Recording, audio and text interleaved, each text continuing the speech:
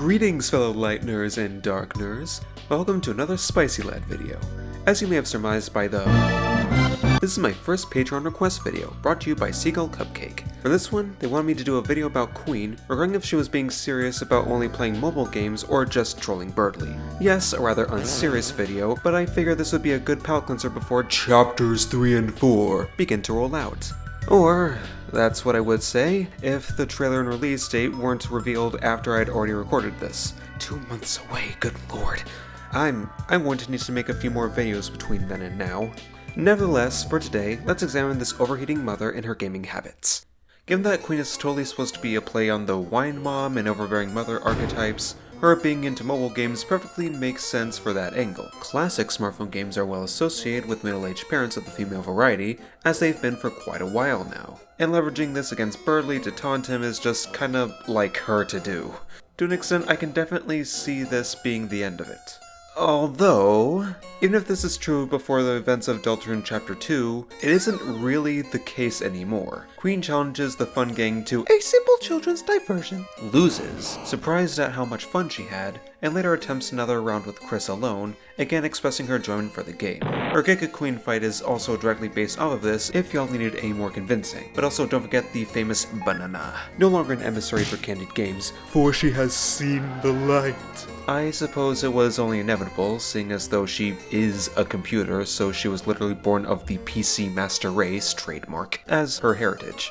It's speaking of that which brings us to what I find to be the most interesting piece of relevant info on this, to me at least. By this, I refer to Queen's Unused Attacks: Solitaire, Spade Blow, and Search Flail. All of which, naturally, include cards, specifically of the Spade suit. Not only pairing with King and Lancer personally, both in relation and in design, but Queen being a laptop would have computer solitaire, so it even makes sense in regards to the theming. Maybe straining the argument by relying on semantics and technicality, but by definition, it isn't a mobile game.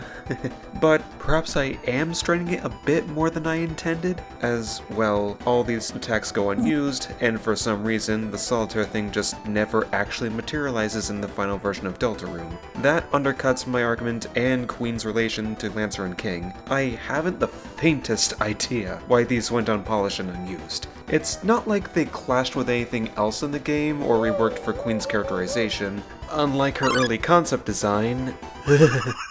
All that being said, in conclusion, I think Queen's intentions with this taunt to Birdly is mainly just that, a taunt. Just look at that face. It is such a face. Not that I think she was intentionally lying or anything, in her mind she probably still is a mobile gamer, since her delving into other platforms and genres is quite recent, thus neither a set in fact nor a habit yet. Even so, her growing appreciation for games has made itself apparent, even if not totally to Queen herself yet. We'll have to wait for the next chapters to see how this might progress. Mayhaps we'll see Lancer running Doom on Queen in Chapter 4 or something, but probably not Crisis. What do y'all think? Am I perhaps overanalyzing a probable joke from Queen? Am I perhaps being too philosophical about how Queen might view how she interacts with games, or her identifying with them? Well, not my problem. Blame my Patreon member. But if you want to cause a problem like this, or something greater or lesser, they said endearingly, please do become a member of my Patreon, and a sub wouldn't hurt either. I hope this was an enjoyable experience for y'all.